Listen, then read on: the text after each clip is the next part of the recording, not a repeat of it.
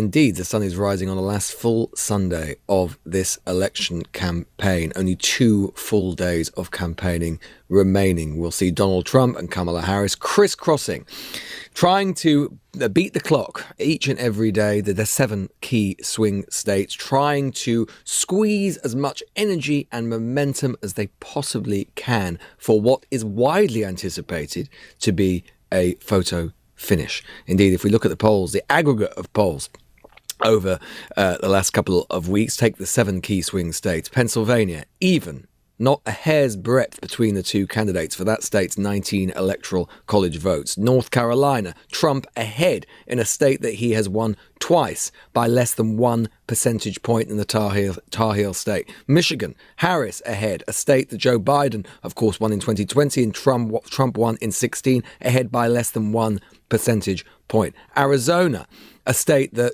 Joe Biden won, first Democrat to win it since 1996, Trump ahead by 3. Nevada, a state that has been won in every presidential election since 2008 by the Democrats, Trump ahead by less than 1 percentage point. Wisconsin, Harris ahead by less than 1 percentage point. And Georgia, Trump ahead by 1 percentage point. Again, Joe Biden won that state for the first time since 1992 for a Democrat. That is how close it is, at least according to the polls, though some people believe that perhaps there's a little bit of herding, a little bit of professional clustering, pollsters afraid of looking like they're too far ahead of the pack. There was, of course, that shock poll in Iowa yesterday which showed Kamala Harris ahead, which is giving Democrats just a tantalizing hope that maybe this race is not as close as it appears. Of course, it is just one poll, and it is very likely one way or the other to be determined by a handful, tens of thousands of votes in key places,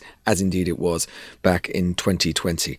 Of course, the British state is going to be preparing one way or the other for either eventuality, either outcome, and of course will do so, like much of Europe, with bated breath, particularly in Kyiv, with the prospect of a second Trump presidency. Let's talk now to a man who really knows something about presidential transitions, and indeed a transition in his own job as a result of them, which is Lord Kim Darroch, former British ambassador to the United States, former national security advisor as well, of course.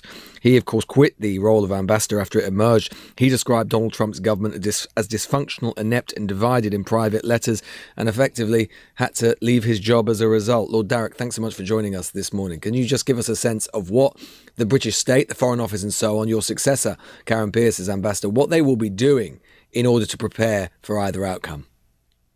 Well, morning, Lewis. They'll be tracking the polls, obviously, as everyone is, and you've just pointed out entirely accurately just how tight the whole thing is. At some point, Karen will have to write a last telegram, a last communication to London about how it looks on the eve of election day.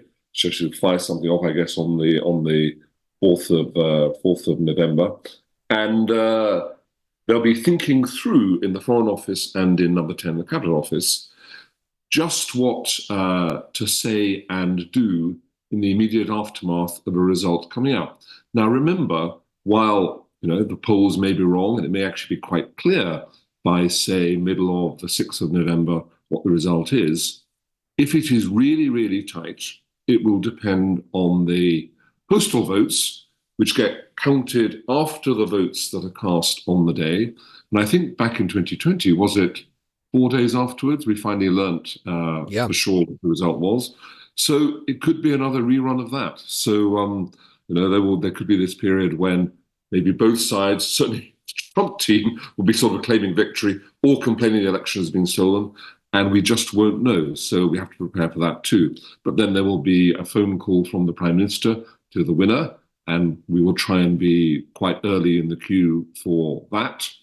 And then some thoughts about first meeting between the Prime Minister and the new president, and just what we say in that lame duck period, which lasts until about the 20th of January, while Biden is still in charge, but the other team, the incoming team, are preparing for government. From your experience of Trump and the people around him, how well or otherwise do you think it is likely that Keir Starmer and he would be able to find a relationship between each other? This is difficult. I mean, I'm sure, although it's early for you in Washington, you have caught up on the British press today, and there seems to have been quite a lot of briefing, quite optimistic briefing coming out of Number 10 about the tone of the meeting that Starmer wisely held with Trump a couple of weeks ago, and how they're quite optimistic about how relations might unfold. And look, Trump is a student of power, and he recognizes and respects power.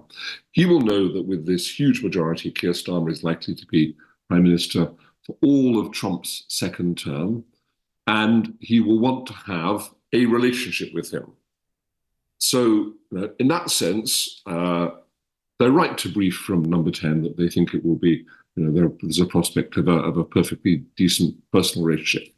But behind that, Lewis, you have to remember some of Trump's asserted policies on his campaign, like renewing exploitation of hydrocarbons in America and leaving the Paris climate change deal, which will really set back international efforts to reach net zero by 2050, and his promises, his commitments on imposing 10 to 20% tariffs on all imports into America, which would hit UK-US trade unless we imagine, which I think is unlikely, we can negotiate some sort of special deal.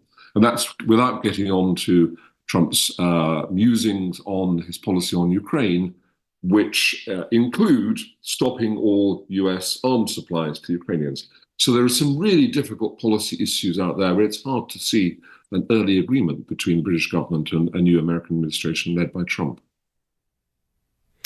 What do you think, which gets less attention, but I still think is obviously important, what do you think a Harris administration will mean for Anglo-American relations? Because it's certainly true, isn't it, that Biden, he is the last of a dying breed, in a sense, someone of a generation who just reflexively, axiomatically, is Atlanticist. And it is not clear, of course, not least because Harris has only relatively recently got into the race, exactly what her instincts are about those things.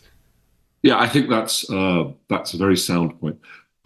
Joe Biden is one of the last of a generation of American politicians who sort of have Europe in their DNA, who have memories of Second World War and what's happened since, who are instinctive supporters of NATO, and who immediately think about what's going on in Europe when they think about foreign policy.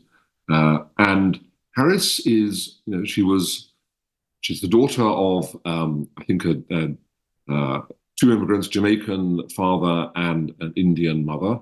She was brought up in and spent all of her career till she went into international politics in California. So she's a real West Coaster. She's much younger than either Biden or Trump. And I suspect that she looks towards Asia quite a lot as, perhaps the existential region of importance. China is the existential challenge to America for this century. So I don't think Europe is in her DNA in the way it is Biden's. She hadn't traveled much to Europe until she became vice president. I don't think she knows England, the UK very well. And with all of this focus in America on China, both on its economic trade policies, its protectionism, all this, and the threat they represent to Taiwan and to their neighbors, and the challenge to America for economic global leadership, I think should be very heavily focused on China in particular and on Asia. So I don't think you can expect the same kind of instinctive interest in and concern about Europe that you've had with Biden.